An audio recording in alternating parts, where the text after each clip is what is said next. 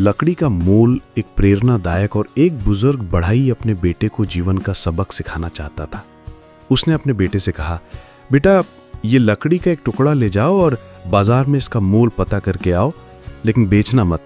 बेटा खुश होकर गांव के रास्ते फिर सड़क के रास्ते लकड़ी लेकर बाजार गया। बाजार में दुकान सजी थी, लोगों की भीड़ लगी थी। लड़का एक सब्जी की दुकान पर जाता है। सब्जी वाले से कहता है, ये लकड़ी लोगे? बहुत अच्छी है। सब्जी वाले ने लकड़ी को देखा और कहा, इससे मैं सब्जियां काटूंगा, 20 रुपए दूंगा, बेचोगे क्या ये लकड़ी? बेटा मायूस होकर घर लौट आता है और पिता को सारी बात बताता है। पिता बोलता है, अब इसे एक फर्नीचर की दुकान पर ले जाओ और इसका मोल पता कराओ। बेटा फर्नीचर की दुकान पर जाता है और दुकानदार से कहता है, ये लकड़ी खरीदोगे?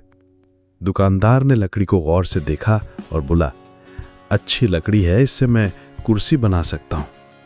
अगर तुम बेचोगे तो 200 रुपए दे दूंगा इस लकड़ी के। बेटा इस बार थोड़ा मुस्कुराकर फिर से घर वापस आ जाता है और पिता को सारी बात बताता है। पिता मुस्कुराया और बोला, बेटा अब इसे एक मूर्तिकार को दिखा कर आओ। लड़का लकड़ी लेकर फिर से गांव के बाहर शहर जाता है। एक मूर्तियों की दुकान पर जाकर मूर्तिकार को लकड़ी दिखता है। मूर्तिकार ने लकड़ी को गौर से देखा और बोला, ये तो दुर्लभ सागौन की लकड़ी है, इससे भगवान की मूर्ति बन सकती है। मैं इस लकड़ी के 2000 रुपए दूंगा। बेटा हैरान होकर यह सोचता हुआ घर लौटता कि सब्जी वाला इसके 20 रुपए दे रहा था, फर्नीचर वाला 200 और ये मूर्तिकार 2000 रुपए। कुछ समझ नहीं आ रहा, लकड़ी एक और दाम अनेक, ऐसा क्यों? लड़का घर पहुंचकर पिता को लकड़ी का दाम और अपनी जिज्ञासा पिता से कहता है।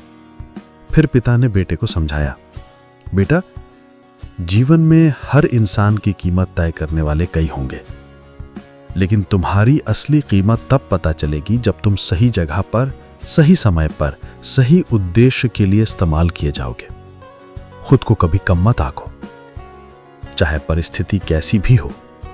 अपने आप को हमेशा मूल्यवान बनाकर चलो। बेटा मुस्कुराता हुआ आसमान की तरफ देखता है। आज उसे जीवन का मोल समझ आ गया था। कहानी अगर अच्छी लगी हो तो चैनल लाइक और सब्सक्राइब जरूर करें। धन्यवाद।